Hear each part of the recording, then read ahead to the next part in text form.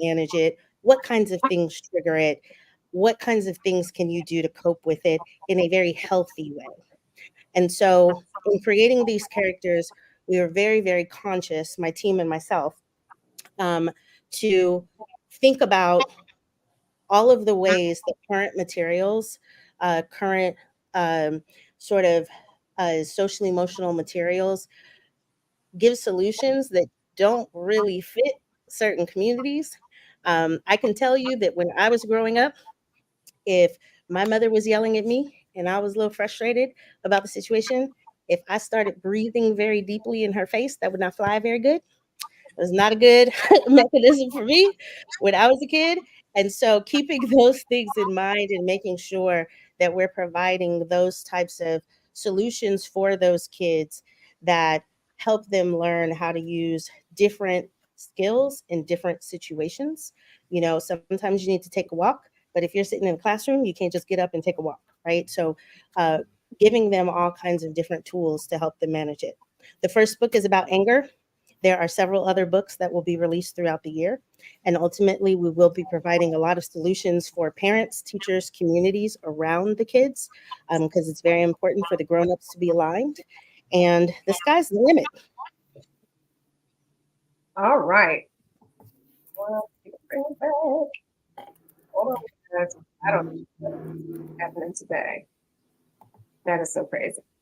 Well, that's wonderful. I do appreciate that. And again, we do have another educator that's here, Miss Theresa, as well, which again, you know, there's a lot to this. So even when when I was introduced and we were having this conversation even earlier, for me, what's so important is, again, just like you said, when we were younger, I don't know why I'm freezing, but when we were younger, we didn't have the opportunity, right? We didn't get to say, how we were necessarily feeling. Maybe we didn't even understand how to connect with what we were feeling. And I think this book is really a great opportunity for mothers, fathers, families, right, to help understand, what potentially is happening, with our children, especially with that feeling of anger. It shows up in many different ways. In some capacities, it may show up, with them acting out or appearing to be unruly or disrespectful, a number of different things, right?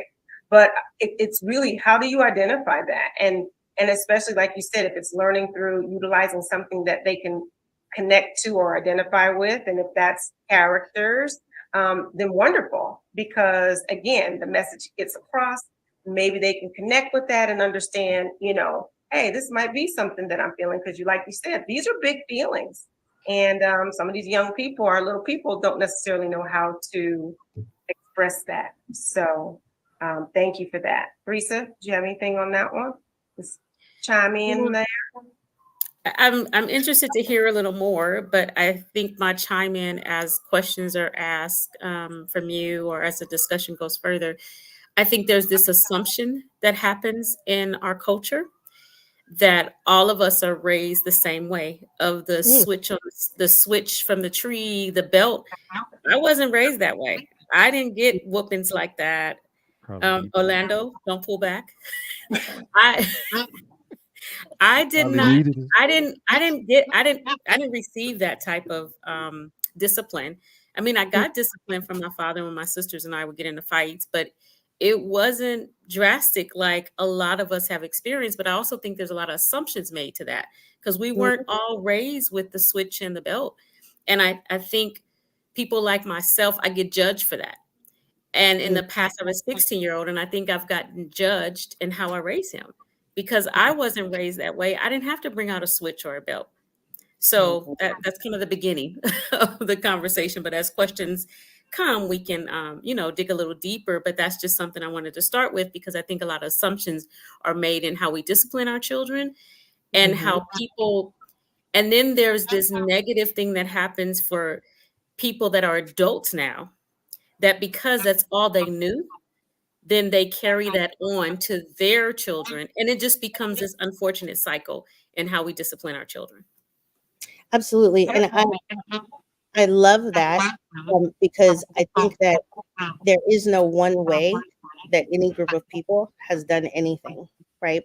And I think that one of the very intentional things we did with this particular book was we are giving the kids the variety of tools in their toolkit so that regardless of what the situation is, they can pull out the appropriate tool for that situation. So step one in all of this is, what are you feeling? And let's give it a name. Let's sort of identify what that thing is. And once you can understand how to identify it, what kinds of things can you do with that are healthy and constructive, regardless of the situation, right? So I use the discipline as an example because that's real for me in my childhood. But the book isn't really talking specifically about a parent-child relationship. It's talking about, hey, kid, you've got these feelings. Let's sort of figure out what they are, and let's give you some tools to manage that. So whether that's with a friend, whether that's with a pet, whether that's with your teacher, your parent, whoever, whatever it is, that the kid understands what they're feeling and has some tools for it. I think in the future, we do have opportunities to be a little bit more specific in the scenarios when we're talking about discipline, when we're talking about specifically parent-child relationships, and explore that a lot more fully. So I love that. Absolutely. Thank you for that. Looks like I have an Abigail. Is she on your team? Abigail? Abigail is on my team. Okay. I will have to have her come back in. I wasn't sure. And I'm not sure why I'm the only one frozen because you guys are not frozen at all. It's crazy and bizarre. So every face is like a funny face for me. So it's all right. We're going to work it through. So if Miss Abigail is watching or listening, or if you can send her a message, if she can go ahead and pop back in, and then I can bring her up on the show, okay? So we do have a couple of comments here. There's one from Jeanette Stewart that says, everything is really delayed. Oh my goodness.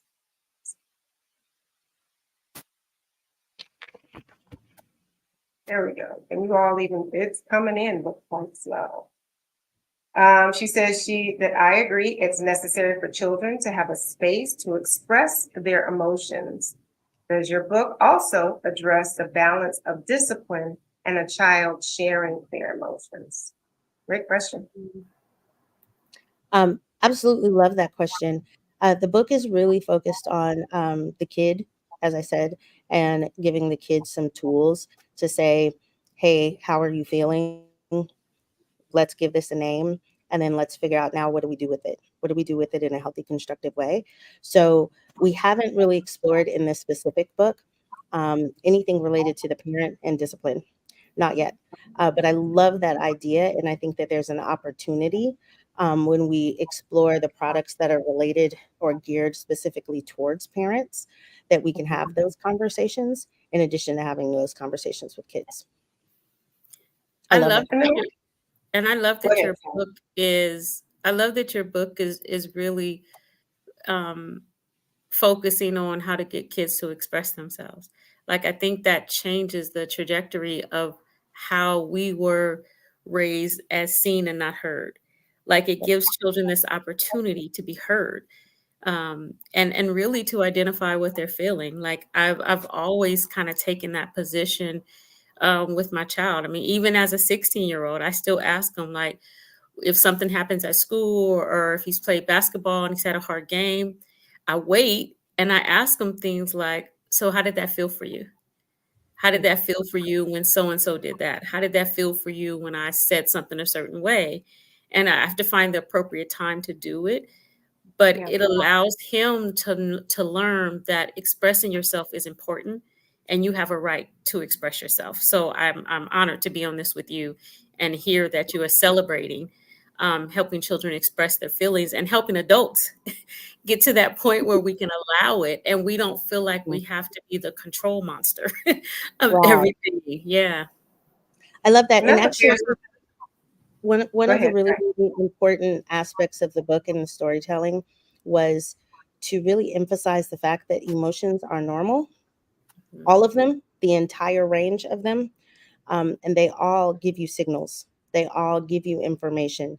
They all tell you about a situation, whether that situation is healthy or not, whether there's something that needs to change, whether there's something that's not fair, all of these different scenarios, your emotions give you those hints.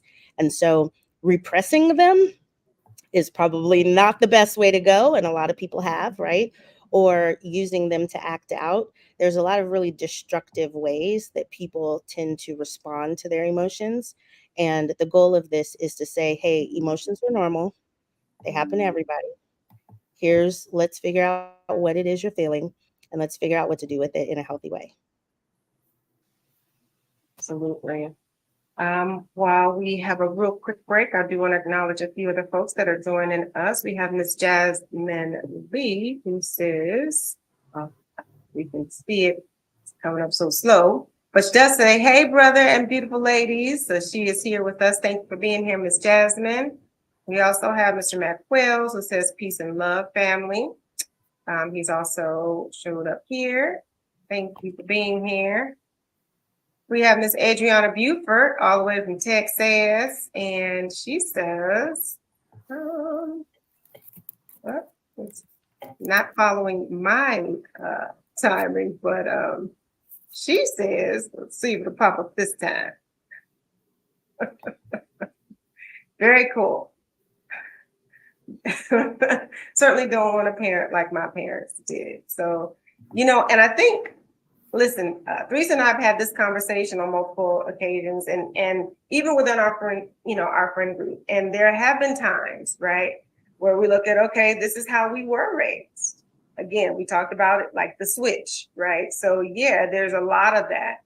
And oftentimes, yeah, not everyone is raised the same way, and not everyone has to do the same thing with their children. I think that's a definite misunderstanding. And, I'll be the first to say, because, I'll say it all the time, like, you better, go and get that switch, and she knows because we talked about it, but I do understand, I absolutely do understand. And you do see the difference. There's oftentimes, or at least in some situations, you see how the child responds, and maybe they're not as fearful to speak up to their parent when that isn't the way that they're reprimanded, or that's not how they're handled. So those are positive things as far as I'm concerned, right? Those are absolutely positive. And that was one of the things that she used to say to us all the time. And although we used to, joke about it for sure, it does make a lot of sense. So there are another couple things here. Hold on. Awesome. Mr. Matthews, my son, is joining, and he says, if we can get it up here. He says, I think providing a space for children to express themselves helps adults practice patience and also gives insight on their parenting. So, I don't know. Is that what you saying there, brother? What you trying to tell about your mama and daddy? Pull back. Right. Well, can I ask a Right. question? Because I wasn't Yes. here for the introduction of Miss Jerry. Absolutely. You are the author of the book, or? Yes. So I am the CEO of the company. Okay. I co-authored the book. I have a team of people who help develop all of our products. So I have a co-author, I have an illustrator, and I have some other team members. Again, this is the first product in our series. So our focus is to lay the foundation, create age-appropriate materials, and books is where we're starting. But our plan is to develop a lot of other learning materials, including technology and games and mobile apps and all of that. Okay. Yes. And the content that's in the book, is that based on true life scenarios, or is that based on just some knowledge of others that may have So gone through something? let me show you the cover of the Yes, book. I have it. Yes. Yes. And the book was, we had a lot of a consultation with several friends of mine who are current K through 12 educators. A very good friend of mine who is a principal of an elementary school in LA had a strong hand in helping us develop the content for the book. A lot of it is also developed on learnings that I have. In addition to being a CEO and founder, I'm also a doctoral student, and I am studying a lot related to social emotional learning as we speak. And so a lot of it is based on data and research and also experiences. So the story itself is not a real life experience. It's sort of a description of various scenarios. Okay, that's fair. I appreciate that. Mhm. Unlike 3, I got the racetrack, the baseball bat, the extension cord. Sorry, brother. Some of us aren't that privileged. Sorry, I brother. mean, it was a different time and place too, right? It was a different time and Absolutely. place. Absolutely. Yep. Absolutely. And I didn't get that. I didn't have that experience either. Oh, we were on the same train. So Hey, while come Betty on might now. not have been the one, she had her moments too. Hey. We might have went through like a shoe frenzy or something, but it definitely happened in our world too. Jeanette says she got the switch. Right. Come on. I'm with you, Jeanette. I'm with you. Go pick one. Right. I mean, I've heard stories about shoes, about hairbrushes, about Whatever you all can get kinds, your whatever hand you can on. read. That's what got them. Mhm. Yep. Yes, absolutely. Again, let me hide this one, even though it hasn't even popped up yet. But I know you guys can hear me, so I guess from that standpoint, we aren't doing too bad. I did have a couple of things here. One of the things that you stated, or that stated on the website, and I just kind of pulled it out for myself, and it talked about more equity and more love. So those two, the word more, when you were referring to the statement that's held above the head. I'm going to pop that up so people can see what I'm actually referring to. Hopefully, I can see it. Let's see here. So, let's see if It's it a pop up. Oh, is it? Oh, yeah. I can't even put this up, guys. So it says more equity and more love. So when you think about that, or at least for me, as I was, kind of preparing for this conversation, I went into, okay, what does that kind of look like? And I have just a few things that I just wanted to point out, and I just kind of wanted to get your thoughts around it. So where it said more equity, it says this is the part of like a statement that emphasizes the importance of creating a fair and just society where opportunities, resources, and support are distributed without discrimination. So when you think about that as a more equity kind of definition, and how you're putting forth this book and the information, and obviously you're not going to give it all away because people need to pick up their copies. How does that, how do you see what you're writing about and how that relates to this particular description of more equity? Absolutely. I love that question because Kids for Equity as an organization is really intended to promote equity, cultural awareness, cultural sensitivity, diversity, equity, and inclusion through the teaching of social emotional learning. So I personally believe that a lot of the issues that we see in society today, a lot of them would not be as widespread if people were more emotionally regulated. So we've all seen viral videos of Karens having meltdowns in Starbucks, right? We've all seen, road rage situations, especially for those of us who live or have lived in LA. Road rage is a pretty common thing. There are a lot of really intense situations that people have with each other that if we had a generation of people who were more empathetic and more socially regulated and self-aware, I think that we would not have a lot of that. Because I am so passionate, particularly about the Black community and Black kids, and this company grew from what we were watching with George Floyd. We're using this social emotional learning as a vehicle to help all of us, not just Black folks, but everybody become more self-aware, become more emotionally regulated, become more empathetic, because we are all in this world together, and it would be better if we could get along with each other better. And so that is really where the equity comes from, one piece of it.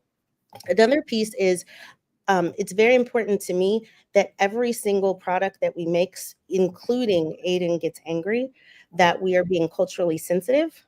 So we are not saying things that are offensive to different groups. We are not saying things that are ignoring or neglecting different groups either. That there is a huge gap with learning materials that exist today that come from a very normal standard perspective of whatever normal and standard means. And for the rest of us who don't fit into normal and standard, we aren't included. We aren't represented. And so Kids for Equity has a focus on making sure that we are represented and included and spoken to. Finally, as a CEO of a company, it is very important to me that I am building an organization that is diverse and inclusive and empathetic and kind. So I'm not just creating a product that is teaching that, I am actively living it. So those are the three things that are hugely important for me as we're creating all of these books, starting with Aiden Gets Angry. I love that. That's awesome. Thank you. Cornell Stewart has a comment. Well, let's see if it pops up here for you guys.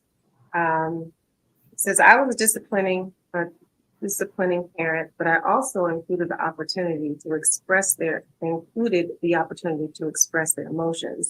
The rule was, you can say anything you want, but that came second to obeying my instructions.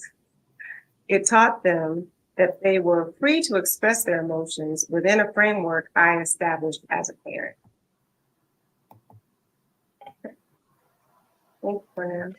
I love that. And I think part of what this book does to address some of what you just said, Stuart, is helping the kids understand how to express their emotions in a constructive way, right?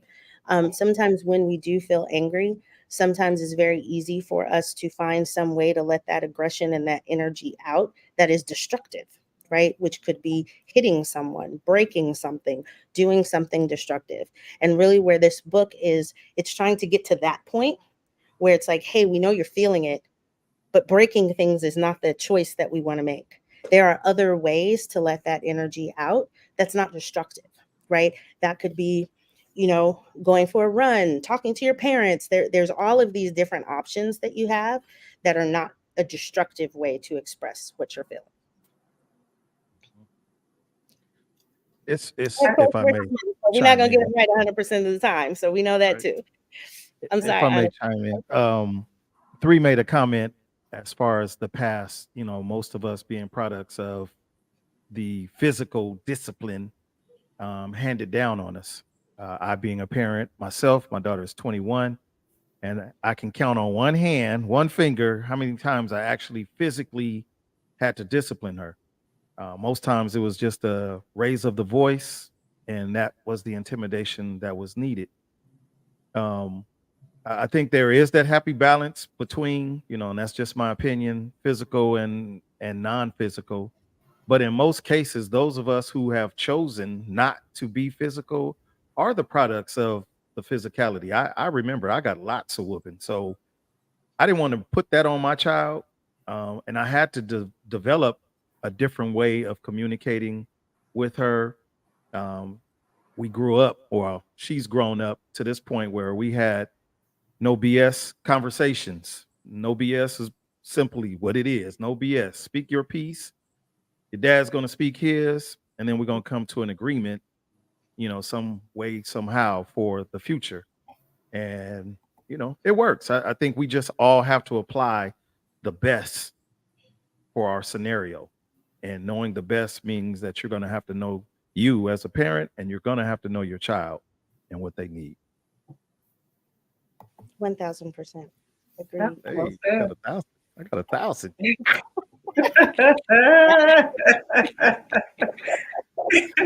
But you said, look like you were getting ready to say something. If not, then I'm going to have another. Yeah, I was just going to ask one question or ask Jerry, and this may be in your future plans. Like I think writing books about expressions and teaching children how to express themselves. Generally, the population that buys the book or uses the book most often is the teacher population.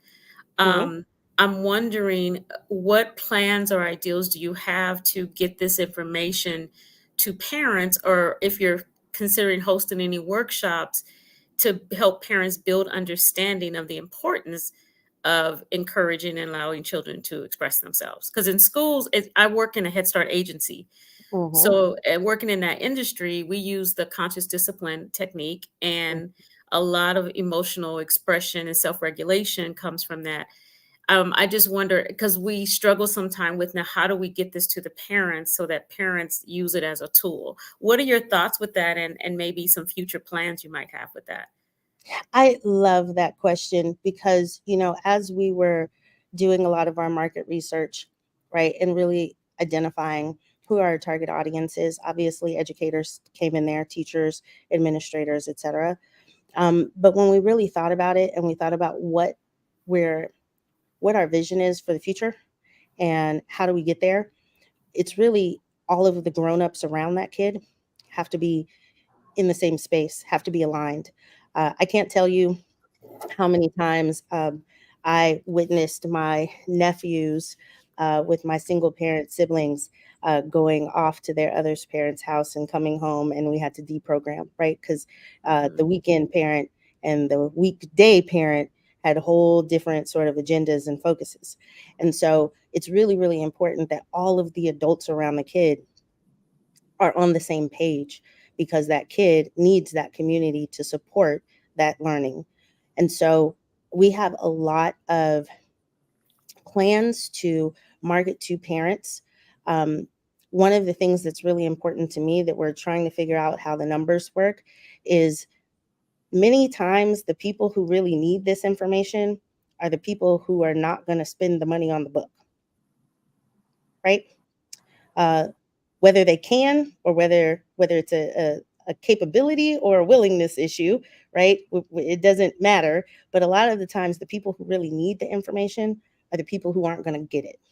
And so a huge part of what my focus is with this company is ensuring that we do whatever we can to make sure that the book also lands in the hands of the people who really, really need it. So there are some plans to collaborate with different organizations who already have that infrastructure set up where we can plug and play. There are some like First Five organizations, right, where parents get materials and information and resources for their kids at birth that we're definitely looking at partnering with. And, we're open to all of it because, like I said, I want to see a next generation where there's fewer hate crimes, where there's fewer kids who feel like suicide is the only option, where there's fewer people having meltdowns in the Starbucks, where there's fewer people, shooting people on the freeway, where there's all of these things that we see happen as everyday occurrences now, but we've got a different generation that looks at challenge in a different way and responds to it in a different way. Thank you. Thank you for the question. I love it. And I am open to ideas. So if you have any suggestions on how we can do that, I am here for it. Yeah, those are really great responses, and amazing. That was a great question, Lisa. Do we have do we have time? Do we have time? Yeah, I have. Yes. Okay. Go ahead. You had something else you wanted to say? Go ahead. Miss Jerry, could you pick any part of that book that hits home for you that you could share right now? Read a couple of lines, paragraphs, for folks to actually get a taste of what they would get if they took the time, made the effort, and purchased this book. Yes, yes, yes. And I did not even pay you to ask that question, but I love the question. So thank you. Give me another 1,000. 1,000. Okay. So let's see if we can get this, but this is sort of the beginning of the book. And this really addresses some of what I've been talking about. So here, Aiden says, sometimes I have trouble dealing with my anger. Anger's normal, and everyone feels it sometimes. And you can see he's not feeling too hot right now. Right. And we can see that in his neighborhood, we got some other folks over here with some interesting energy around that house. The next page says, anger can help me know when I want something to stop. Things like people being mean. So again, one of the Like, things that we talked about that's very important is for the kids to recognize that anger is not a bad emotion. It's not one we should suppress or ignore. It's something that is normal, and it gives you signals. It gives you indicators that there's something to pay attention to. perfect. I'm gonna just do like this for you. Thank you. I'm just happy for that I need it. because Mhm. my daughter is 21. There's a couple of things that she still holds on to as an adult. One is music, because as a child, I introduced her to music. Not that I can play an instrument, because I wish I really could, but I bought some headphones. I put them on. Right there, boom, bam, there it goes. So she's been introduced to music since she was an embryo, literally. Love it. Those headphones fit on the belly. You play the music. She is a strong listener of Tony Bennett. The Playground is a great CD for all you parents out there with little kids. The Playground, Tony Bennett.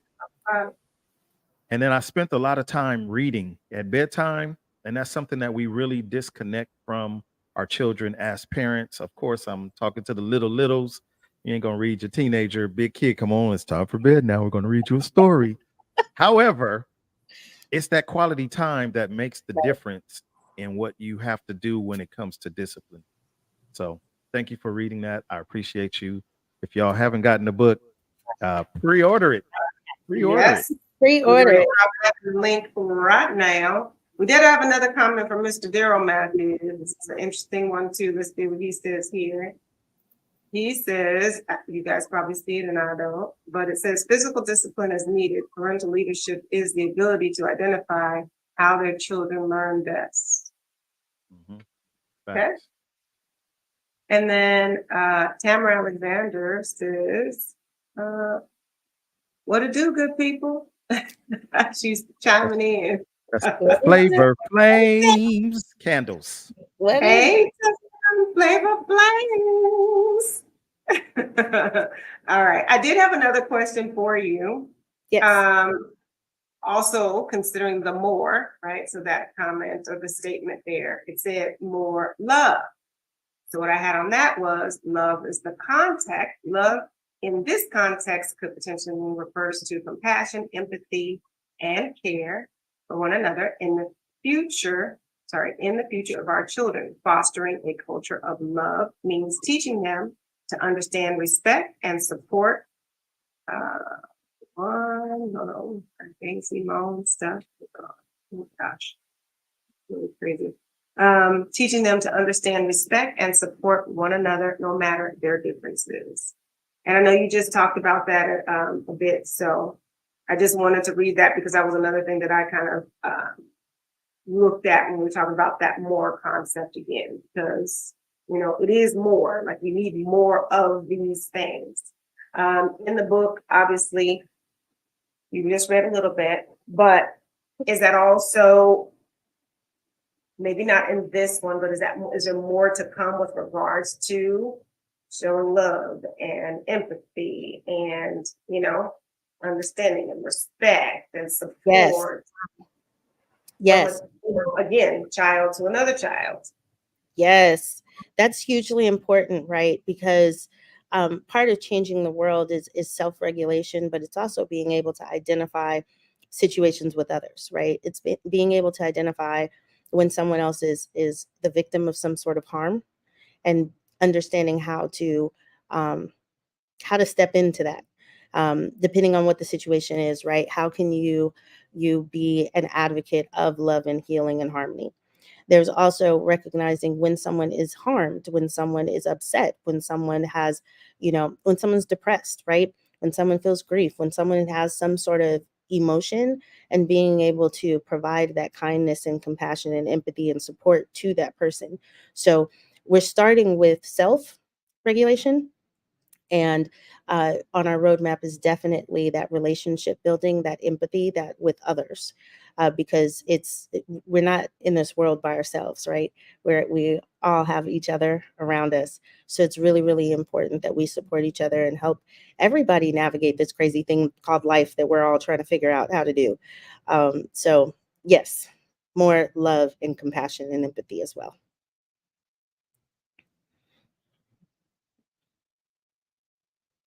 Can you guys hear me? Okay. So I'm getting ready to drop into the link right now. Website so they can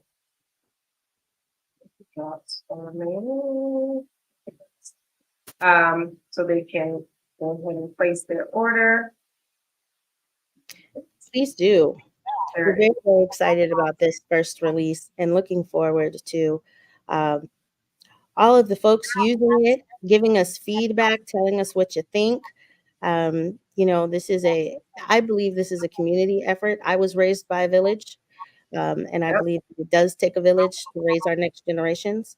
And so I love the conversation. I love the questions. I love the insights and the suggestions. So thank you for that. And I am opening that up to all of you. So anyone who orders the book, please come to our website. Let us know what you think, what you love, what you don't. I don't take it personally. I love all of the feedback. It's all wonderful to help us make the world a better place. So thank you.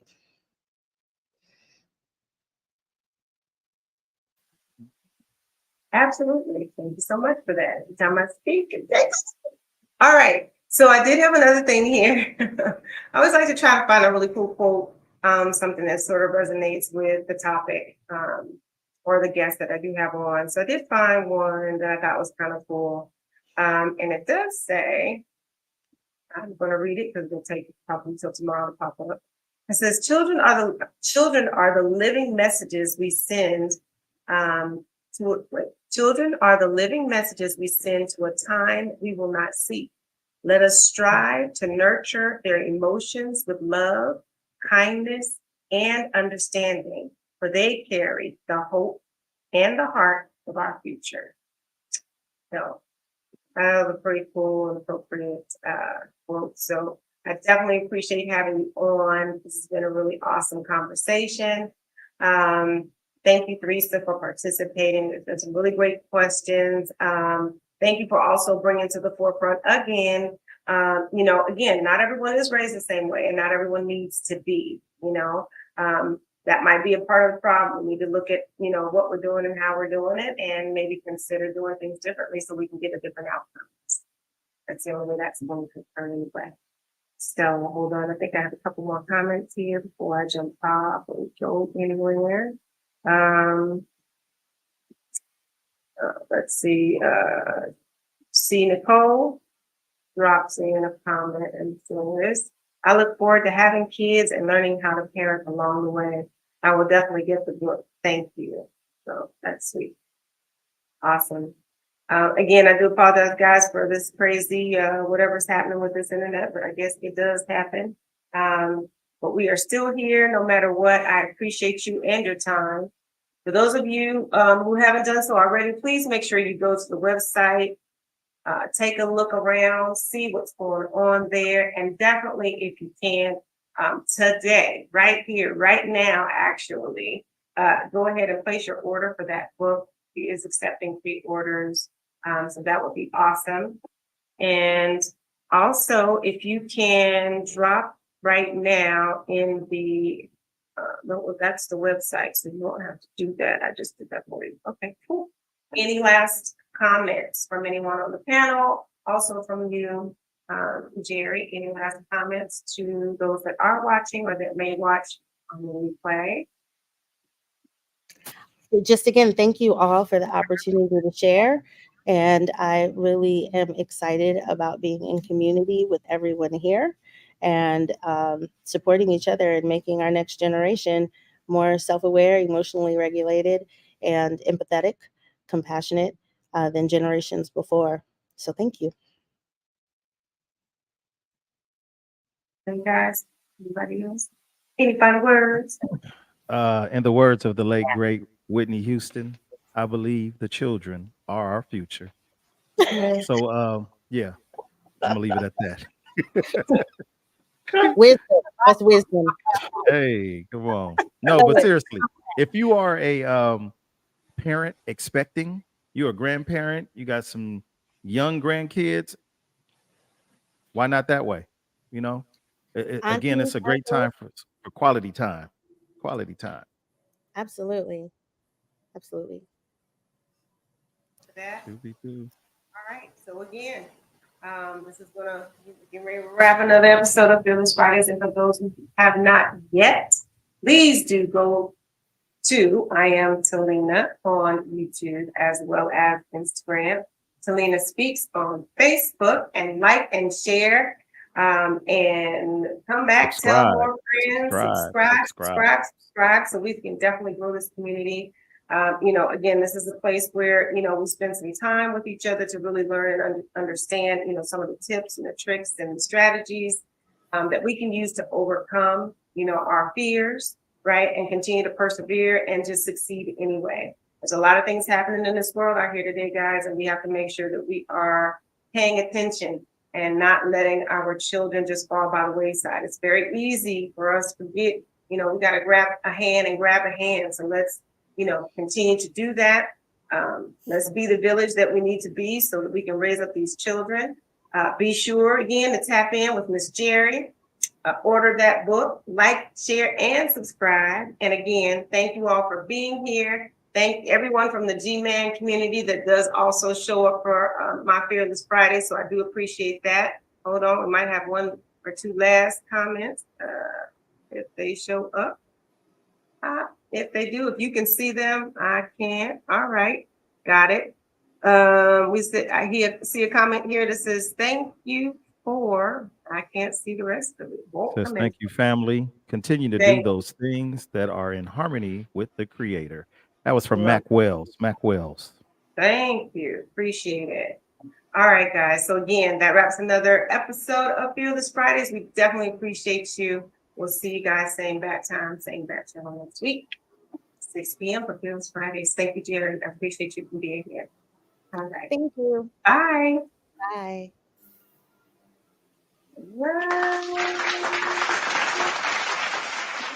Oh, she got out of Dodge. She was like, I'm out.